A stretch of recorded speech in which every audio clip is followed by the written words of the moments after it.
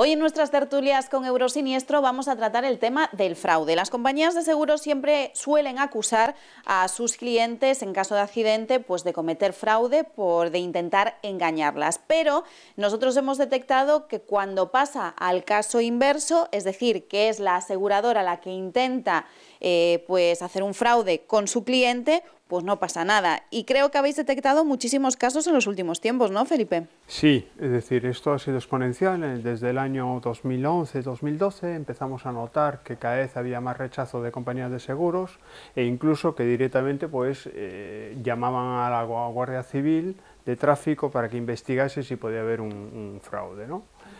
A nosotros nos empezaron a entrar bastante gente que nos decía, no, pues yo he tenido un siniestro, iba de ocupante, nos hemos salido de la carretera y me dicen que no podíamos ir en el coche. Cada caso ha tenido una explicación que muchas veces era banal, absurda, ¿no? Tú escuchas a la gente y dices, bueno, pues bueno.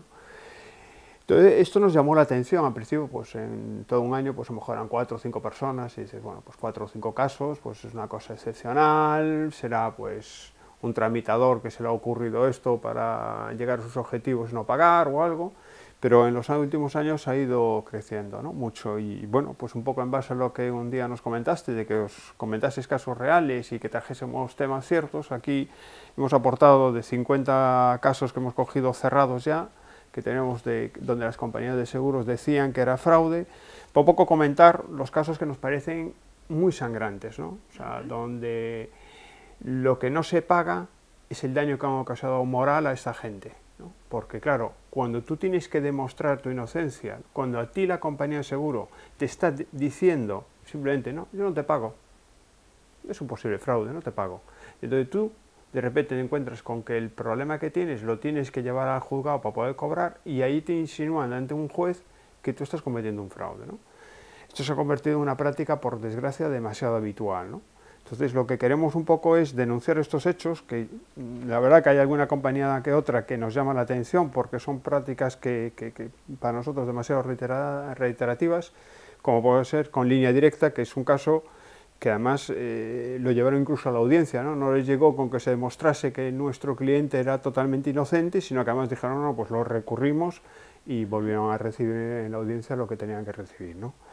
Este es un trabajador, tiene un accidente con su coche y en este caso concreto pues se sale de la vía, tiene que llamar porque al salirse es un montaco, sube un poco por una pradera y queda el coche empotrado contra un árbol y aparte de no poder funcionar el coche pues es imposible moverlo. Tiene que venir una grúa, como tardan bastante tiempo entre que viene la grúa y todo pasan vecinos, o sea, el hecho es cierto. O sea, hay testigos. Hay muchos testigos. Bueno, pues la compañía de seguros, cuando el vehículo que estaba asegurado a todo riesgo estaba para repararse, envían un perito, el perito ve los daños, corresponde contra un árbol, tal, ¿va? Hace todo el informe pericial, la compañía de seguros decide que eso debe ser un fraude, y entonces no le gusta el informe de perito y manda otro perito, y ese perito lo manda a desaparecer, para que ese segundo peritaje dijese que las piezas no correspondían, que el daño no podía ser, también manda un investigador, y al señor le dicen que no le pagan, simplemente no le pagan, no ponen una denuncia ni nada, pero no pagan. Entonces este señor tiene su coche, su Audi A4, por 10.000 euros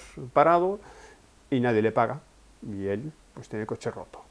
Esto fue un caso bastante sangrante por todas las trascendencias, porque luego aparte en el juicio pues decían cosas que la verdad que a él le dolían mucho, ¿no? Te están acusando de que tú estás cometiendo un fraude, de que incluso la reparación con sustituir piezas que no eran, que no correspondían. Estar en un juicio donde estás escuchando cosas que tú sabes que no son ciertas, donde hay cantidad de testigos que han visto el accidente y que en Línea Directa mantiene una política así, pues no es bueno, ¿no? Este es uno de los muchos ejemplos que tenemos. Hay otro también bastante importante, que este es reciente, que acaba de ganarse ahora también en la audiencia, que es el del Tuareg.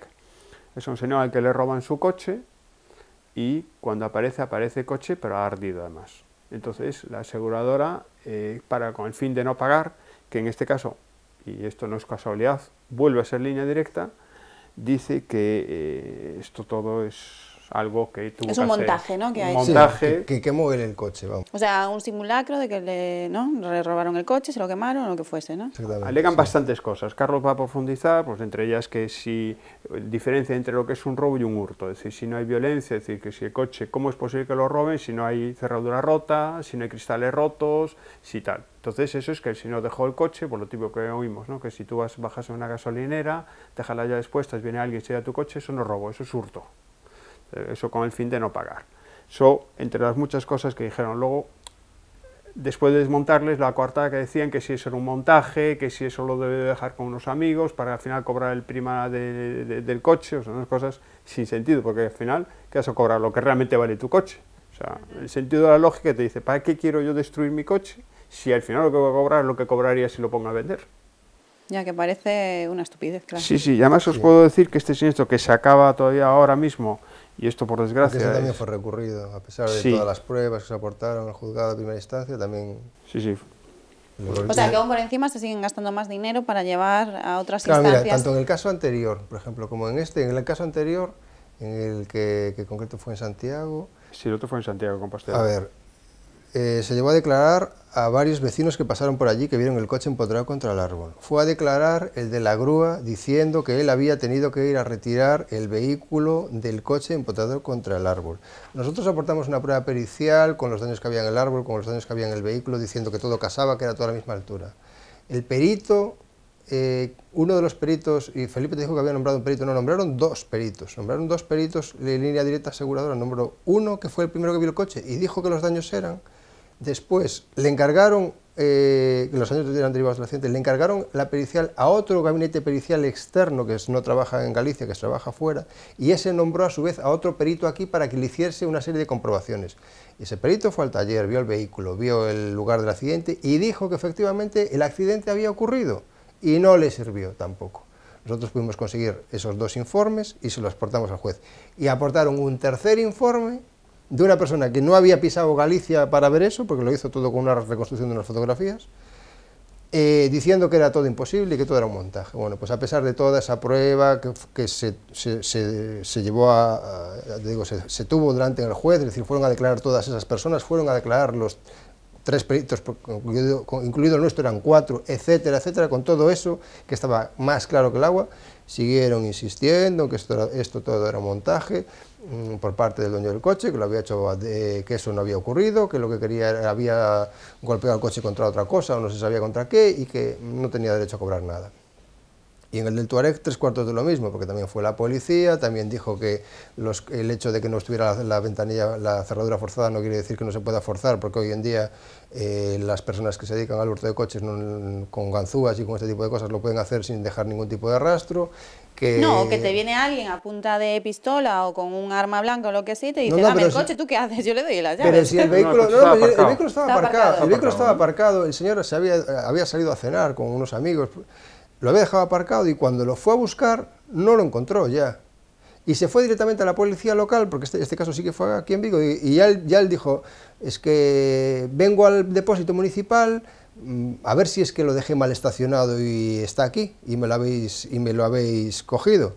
Y en el depósito municipal le informan, no, aquí no está, vete a las dependencias y pon una denuncia. Fue a las dependencias, puse una denuncia, dejé el vehículo estacionado en tal sitio a tal hora, me fui a cenar, cuando volví a buscarlo no estaba, fui al depósito municipal a ver si lo había llevado la grúa y no está. Entonces el coche aparece al día siguiente o algo así, en medio de un campo por ahí perdido y aparte totalmente calcinado, es decir, la gente que lo robó, pues luego lo calcinó, no sé si es para que no hubiera huellas o lo que fuera. Bueno, pues nada, a la compañía no se le ocurre otra cosa, decir que como no hay síntomas evidentes de que hubiese sido forzada la cerradura, que fue nuestro cliente, que se cogió el coche, que se lo llevó a un monte, que lo encendió allí, que luego se fue. Es decir, en este caso, además, también había testigos que los hacía constar la Guardia Civil, que le preguntaron a la gente de la zona y tal y cual, y que habían oído un ruido raro por la noche de varios individuos que llegaron y que hicieron tal, o sea, es decir, todo daba la sensación de que realmente era lo que era, es decir, alguien lo robó, lo dejó allí y se fue. Bueno, pues a pesar de toda esa prueba, también se empeñaron en llevarlo a la audiencia provincial y en seguir echándole, bueno, pues todo encima al asegurado y lo volvieron a perder. Pero yo me ponía antes en el caso, según lo que está diciendo la compañía de seguros, en el caso de que sea un robo, bueno, no sé si con violencia es la palabra, pero que te venga alguien con cualquier tipo de arma y te fuerza a entregar el coche. Sí, con violencia. Pero ahí sí tú, la compañía, es que a estas alturas también se van a poner, ¿no? Porque tú le has dado la llave... No, porque es un robo con violencia. Cuando hay una intimidación es un robo con violencia. Eso está definido en el Código Penal. Ahí no hay posibilidad de nada. O sea, no, bueno, estos pueden alegarte que no, que conocía... que no había, que no fue así. Que no, claro. Que tú dejaste las llaves y se lo llevaron. Claro, que tú dices que... Esto es, mirar, el problema lo que nosotros queremos denunciar es esto, ¿no? Es decir, que ahora mismo presuntamente somos culpables. Es decir, cuando tú vas a declarar un parte, porque os vamos a seguir contando historias, es decir, no es línea directa única. Nosotros ahora, pues otro caso, Mafre, 2 vehículos asegurados Mafre, rotonda, va la señora con su hijo y otra persona detrás. Se mete en la rotonda, no ve el coche que tiene delante, bumba, le da. Viene otro detrás, ve todo y paran. 3 vehículos, del cual el tercero ni siquiera da golpe.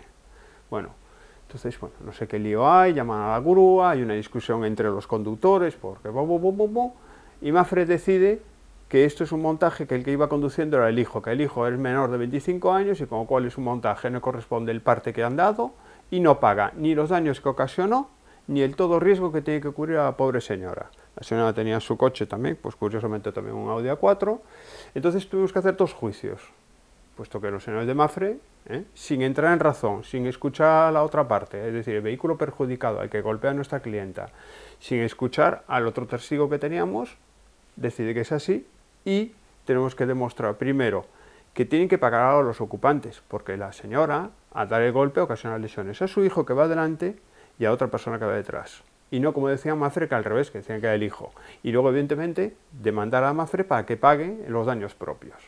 El problema de esto es esto, que se nos cuestiona, ¿no? Es decir, que nosotros damos un parte, tenemos testigos, tenemos todo, y de repente alguien, una compañía de seguros, decide que tú estás cometiendo un fraude, que va a salir, por cierto, en estadística esa que tanto presumo en ESPA de que todos los españoles cometemos fraude, pero nadie dice que en este caso ha causado un gravísimo perjuicio la aseguradora acusando a sus asegurados de un fraude. ¿Cuál es el final, el perjuicio de todo esto? Bueno, pues que esa persona, durante un tiempo, si no se defiende, está, primero, sin resolver todos sus problemas y además, presuntamente es culpable de hacer algo que no es correcto, que poner a la otra persona, con la cual está cometiendo un fraude en la declaración amistosa.